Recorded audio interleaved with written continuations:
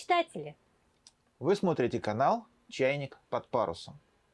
Этот канал мы создали для того, чтобы показать, как два абсолютно сухопутных человека Среднего достатка и без малейшего представления о яхтинге в свои 50 лет переселились жить на яхту.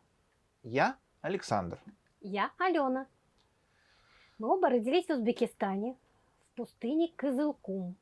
И большую часть своей жизни прожили в городе Наваи.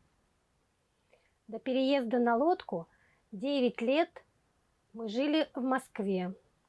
Снимали однушку на Западе и искали место, где хотели бы жить.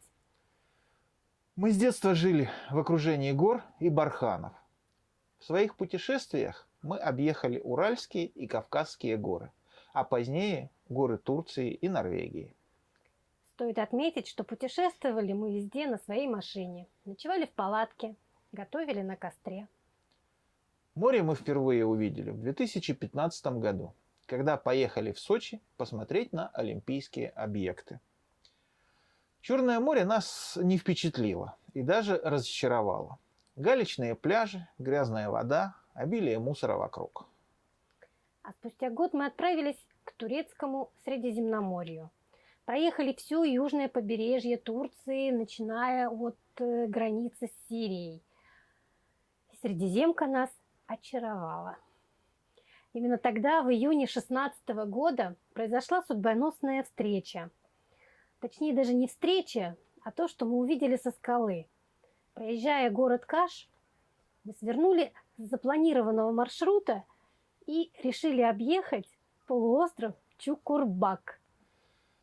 Это немноголюдное место, где расположены только виллы и бутик-отели. Достаточно дорогое место, но зато очень красивое. Террасы с бассейнами, цветущие изгороди, каскад черепичных крыш. Мы остановились полюбоваться видами с высокого обрыва и случайно заметили внизу, в закрытой бухте, яхту. На ее корме было написано «Лолита». Если вдруг кто-то знает эту лодку, расскажите нам о ней. А возле яхты голышом плавала девушка. И в этом была какая-то магия. Такая идиллия свободы, уединения и покоя. Я сделала тогда фото, и это фото долго стояло заставкой на моем рабочем столе. В голове с того момента поселились вопросы. Как такое возможно? Невероятно. Но уже через 3 года мы подписывали договор о покупке своей собственной яхты. Мы не обсуждали этот вопрос. У каждого из нас он созревал по-своему. В голове сидели установки. Яхта – это роскошь. Да, такое доступно только олигархам. Чтобы управлять яхтой, нужно закончить мореходку. А в нашем возрасте уже поздно начинать. Новое что-то. Вот если бы были на пенсии, может быть, тогда можно было бы попробовать. Удивительно, но среди этих вопросов ни разу не всплывал страх перед волнами, перед морской болезнью. Возможно, потому что просто мы никогда не испытывали ничего подобного. Да, до покупки яхты мы ни разу не были на яхтах, катерах или кораблях. Хотя нет, один раз мы на автомобиле переправлялись по паромной переправе через Волгу, когда ездили смотреть на поля цветущих лотосов. Да, тогда было красиво. Постепенно интерес к теме яхтинга рос. Чем мне может грозить знание о парусной яхте? Задавала я вопрос. Я же просто расширяю свой кругозор. Ведь правда? Бак, корма, мачта, перо руля, штурвал, грот, гик, форштаг, стаксель, колдунчики, швартовы, лебедки, рейлинги, краспицы. Ой, открывался не просто новый мир, изучался новый язык. Ты как ребенок постоянно задаешь вопросы. А что это? А для чего это? И почему это здесь? И как это работает? А зачем эта веревка? Из чего она сделана? И есть узел, а почему он не развязывается? Вот он такой простой и не развязывается. Идешь в хозяйственный магазин, выбираешь веревку потолще и тайком учишься вязать морские узлы.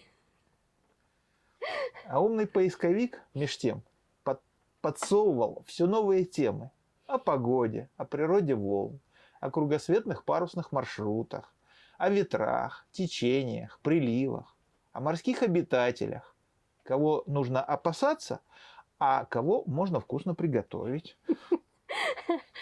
Мы в то время практически не смотрели телевизионные каналы, и наш телевизор был просто настроен на YouTube. И постепенно вот YouTube предпочтения, они сместились в сторону роликов о путешествиях, о парусах, о яхтах. Мы подписывались на яхтенные каналы и смотрели их как увлекательный сериал.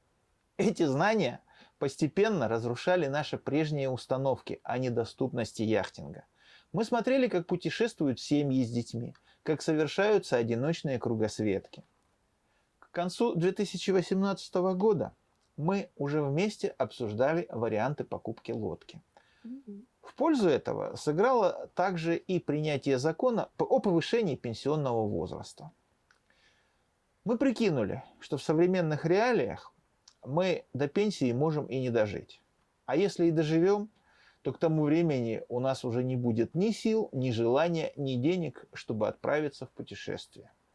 Пока в тебе есть жажда познания, пока жива мечта, пока ты можешь что-то делать, надо действовать. Одно время мы даже задумывались о покупке автодома, чтобы на пенсии колесить по миру. Но погружаясь в эту тему, становилось понятно, что для таких путешествий понадобится много денег. Обычный пенсионер вряд ли потянет такую роскошь. Топливо, стоянки, оплата проезда по дорогам, страховки, визы, продукты. Да к тому же на авто еще далеко не везде проедешь и не везде остановишься. А погружаясь в тему яхтинга, становилось все очевиднее.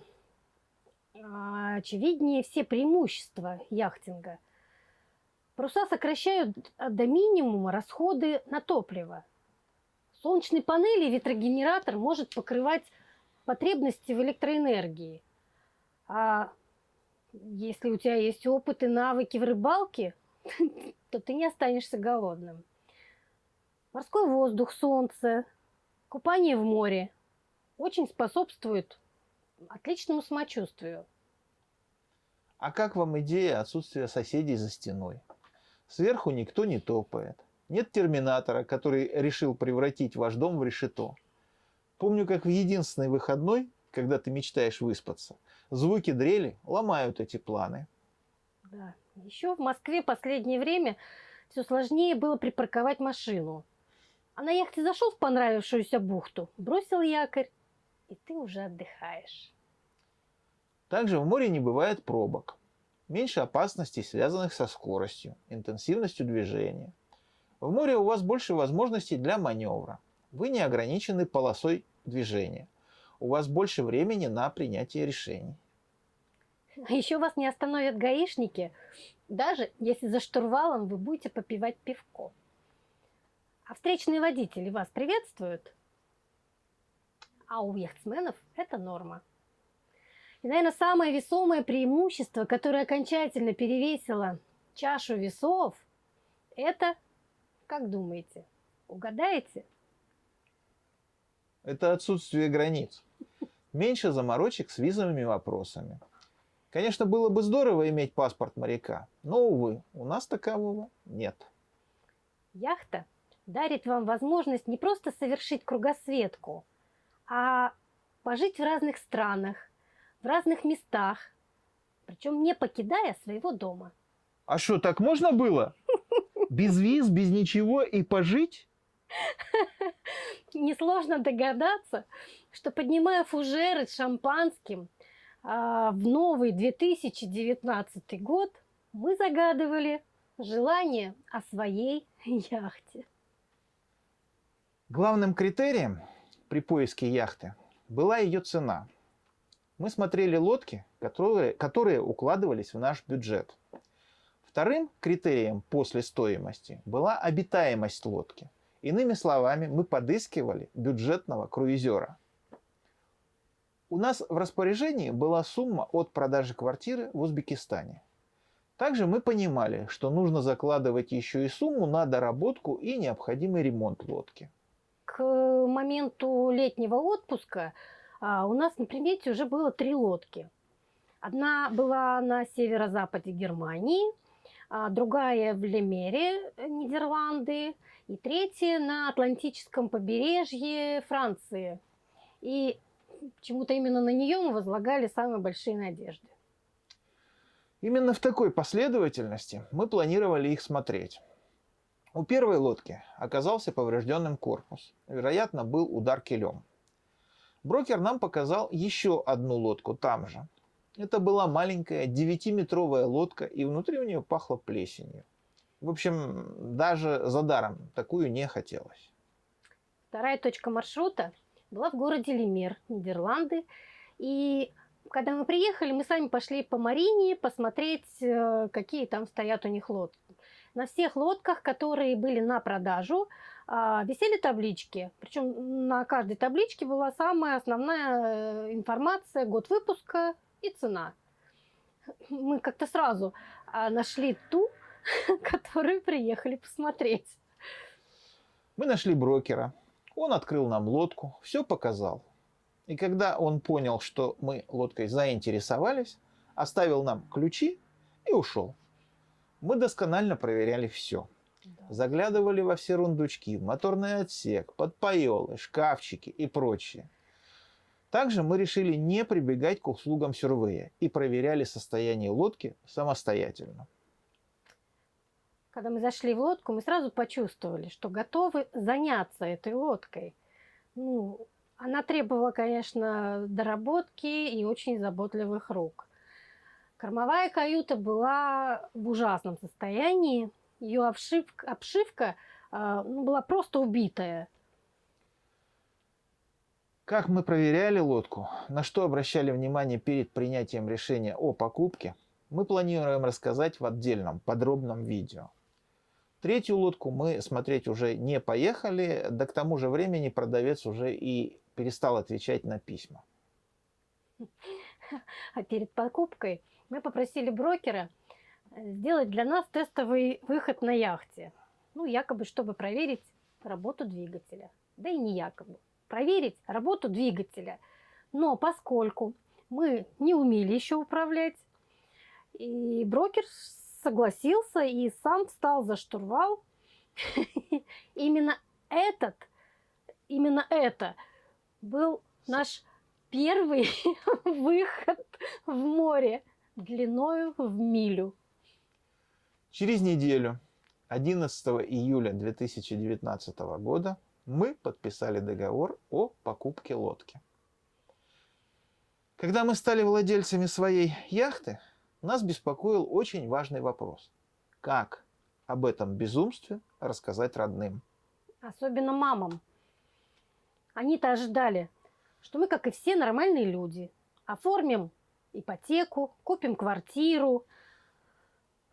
Но мы так и не нашли своего места и категорически не желали ввязываться в ипотеку. Многие не воспринимали новость всерьез и откровенно крутили у виска. Причем некоторые делали даже это в лицо. А мы вернулись из отпуска и первым делом написали заявление на увольнение. Всю осень мы занимались ремонтом нашей лодки. Тогда же мы познакомились с Эдуардом в Нидерландах. Эдик, привет! У него была своя лодка, немного поменьше нашей. И когда он узнал, что у нас совершенно нет яхтенного опыта, пригласил нас на выходные вместе с ним выйти в море.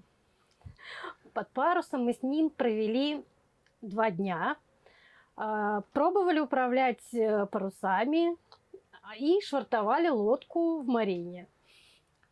А после того, как установили паруса на своей лодке, пригласили Эдуарда выйти вместе с нами в море. Это был наш первый осознанный выход в море на нашей лодке. Да, в следующий раз мы вышли уже самостоятельно, вдвоем.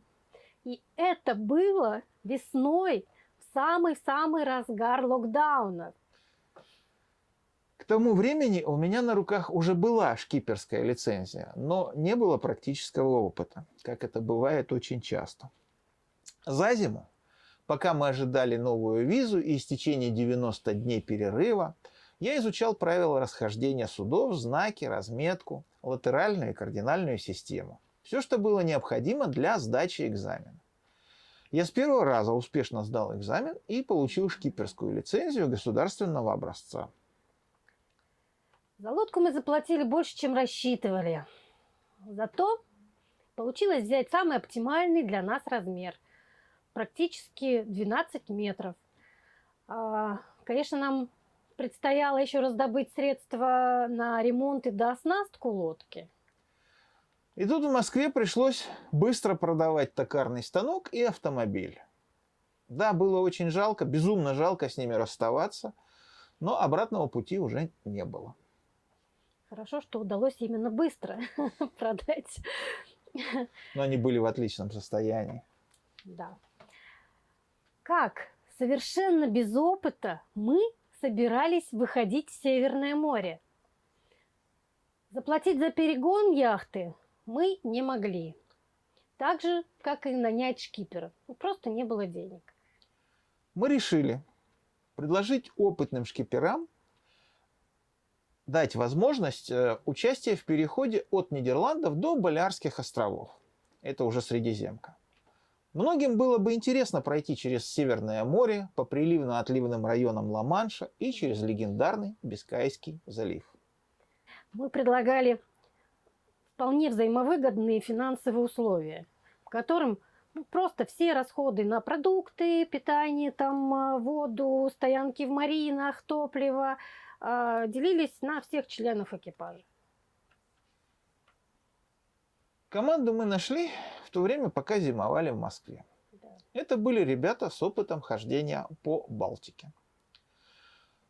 Вот только из-за закрывшихся границ, к сожалению, они к нам прилететь не смогли из России. Два Андрея, мы все еще ждем вас в гости и бережно храним ваши непромоканцы. Непромоканцы и сапожки. В общем, Андрей, если вдруг вы нас смотрите, мы будем рады вам в любое время. Да. А нам снова пришлось искать желающих, но теперь уже из тех, кто был по другую сторону занавеса, то есть тех, кто живет в Европе. Андрей и Алекс, спасибо вам за компанию. Это было интересное путешествие, и ваша помощь была для нас бесценна. Также я хотел сказать, что мы не рассматривали вопрос прохождения по каналам европейским. Во-первых, лодка достаточно большая, и не было уверенности, что мы везде сможем пройти с нашей осадкой и с нашими габаритами. Кроме этого, категорически не хотелось снимать мачту, все-таки лодка не маленькая, и постановка мачты это тоже такая не дешевая операция. Кроме того, у нас не было такого количества денег, чтобы оплатить моторинг через всю Европу. Поэтому вопрос стоял достаточно просто: выходить в море и идти под парусами. Значит, мы выходили в полную неизвестность, как мы уже говорили, что опыта у нас практически не было никакого. Кроме того, весь мир был в шоке от пандемии и от закрытия границ, от локдаунов. А у нас на руках была всего лишь годовая виза и небольшой запас денег. Границы потихоньку приоткрывались по мере того, как мы двигались. Но туристов нигде не было. Огромные корабли массово стояли на якорных стоянках. Даже яхты в море встречались очень редко. Через долгих 2 месяца пути мы дошли до Ибицы. А далее уже отправились в самостоятельное плавание вдвоем. Тогда, помнится, все было закрыто, надежды на заработки было вообще никаких. Жили в режиме жесткой экономии. Рыбалка спасала. Когда удавалось вытянуть рыбу, у нас был праздник. Придя уже на Майорку, на Майорке мы познакомились с экипажем российской яхты «Визит» Олегом и Леной. Вместе с ними, уже 2 лодками, мы отправились зимовать на Канары. Олегу большое спасибо. Он делился всем своим морским опытом, многими яхтенными тонкостями. В общем, делился всем, что знает, за что мы ему признательны и благодарны. Да, подсказывал свои лайфхаки по настройке парусов. Ну, молодец. Тогда же осенью Саша утопил свой смартфон. И целый год он жил без телефона. Да, дело было в Кадисе, вода очень мутная, и поэтому даже поднять телефон попытку, и дно илистое, поэтому даже поднимать телефон не стали. Вот. Ну и самый популярный вопрос от зрителей: на что мы живем на яхте? И вообще, на что жить на яхте? На самом деле это деликатный вопрос, и он всегда остается актуальным. Мы очень осторожно задаем этот вопрос другим яхтсменам. Любой из них не против заработать, но не все готовы делиться источниками своих заработков. Могу сказать одно. В большинстве случаев, практически всегда, любой талант, любое ваше умение на яхте рано или поздно пригодится. И способов заработать деньги тем или иным методом очень много. Живя на яхте, многие открывают в себе какие-то новые таланты. Полезным будет всегда опыт на фрилансе, если вы пробовали работать, ну или на удаленке. А кому-то хватает денег от сдачи квартиры. Ну, у нас не было даже такого варианта. Зато остается возможность питаться свежайшими морепродуктами, которых на рынке просто не купишь. В магазине, наверное, да. На рынке или в магазине. Совпали ли наши ожидания с реальностью? Да, особых ожиданий у нас, в общем-то, не было. Мы планировали изучать новую жизнь. Мы ни разу не пожалели о своем решении. Ни раз. Но все же открыли для себя приятный побочный эффект яхтинга. Оказывается, наличие яхты существенно упрощает возможность иммиграции в Европу. Возможно, по мере того, как мы сможем решить свои вопросы с видом на жительство, вопросы с доходами, мы планируем уйти в кругосветное путешествие в таком неспешном режиме, чтобы вот успеть увидеть, посмотреть. Неспешный режим фикус яхтинга. Фикус яхтинга, да. Сейчас мы находимся в Лас-Пальмас-де-Гран-Канария и готовимся поднимать лодку для планового ремонта и антифуллинга. Там много работ, на самом деле. Хотим сальнички поменять, аноды, ну много чего. Вот. Значит, по мере того, как эти работы будут сделаны, примерно в конце апреля будем выдвигаться в сторону Средиземки. Небольшими переходами, ориентируясь на прогнозы по маршруту Канары-Мадейра, Гибралтар, Аликанте, Ибица, Майорка. Возможно, если получится, зайдем в Валенсию. Лето, скорее всего, мы проведем на Балеарах. Практически 100%. Еще был такой интересный вопрос от наших зрителей. Как вы терпите друг друга на яхте? У нас на лодке 2 санузла, поэтому, в общем-то, терпеть не приходится. А если серьезно, ну, всякое бывает. Вы учитесь эмпатии, старайтесь говорить о том, что чувствуете сами, в чем нуждаетесь именно вы, что вам необходимо. И старайтесь не давать негативных оценок в адрес своих близких.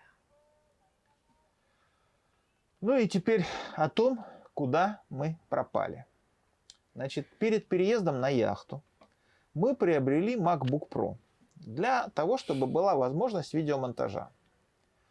Но в мае прошлого года он благополучно скончался. просто перестал включаться. Да, мы его Не выключили. заряжался, не включался. Мы его штатным образом выключили, а он уже больше не включился через пару дней.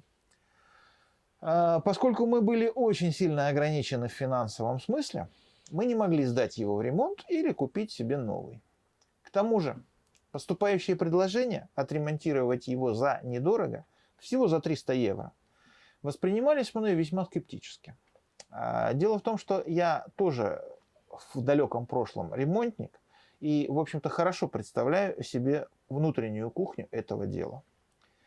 Вынесение подобных вердиктов, даже без осмотра аппарата, лично для меня означает лишь одно. Желание срубить бабла, вне зависимости от результатов ремонта. Ну и новые ролики, естественно, мы не выкладывали на YouTube, потому что у нас не было инструмента для монтажа. А как мы возвращали к жизни наш MacBook, мы расскажем в отдельном ролике. За этот год у нас случилось много приятных встреч и знакомств. У нас появились друзья на Майорке. Они оказались нашими зрителями. И мы очень рады, что знакомство с ними переросло в приятную дружбу. Один из них осторожно наблюдал за нами со стороны. А после личного знакомства сказал, что самое приятное и самое правильное, что я сделал этим летом, это то, что я бросил якорь рядом с вашей лодкой. Были приятные встречи с кругосветчиками, простыми жителями чудесной Майорки. Пусть тебе приснится Пальма де Майорка. Несмотря на то, что на канале почти год не выходили новые ролики, число наших подписчиков увеличивалось. Мы видели, что канал продолжает расти, несмотря на отсутствие обновлений. И сделали вывод, что вам это нужно, и вам это интересно. А значит, стоит продолжать и сделать это лучше. Нам самим нравится смотреть видео с красиво отснятой картинкой, с хорошим звуком, интересными заставками и переходами. И хоть врожденный перфекционизм порой мешает выложить посредственный ролик, он же, этот перфекционизм, стимулирует нас повышать качество звука и видео, повышать уровень видеомонтажа. Мы работаем над этим и постараемся, чтобы наши будущие ролики вы видели и в техническом, и в художественном смысле значительно более красивыми. Да, что качество... Мы надеемся, что качество будет расти. Во всяком случае, мы работаем над этим. Мы благодарны за ваше терпение, за то, что остаетесь с нами, верите в нас и помогаете даже своими советами. Надеемся, что наш опыт покажет, что яхтинг действительно может быть доступен каждому. Если у вас есть чуточка авантюризма, и вы готовы встать с дивана, если у вас есть жажда приключений и желание перемен, тогда смотрите наш канал и расскажите о нас своим знакомым. И, возможно, однажды мы увидимся с вами в море. До встречи, мечтатели! Всем пока!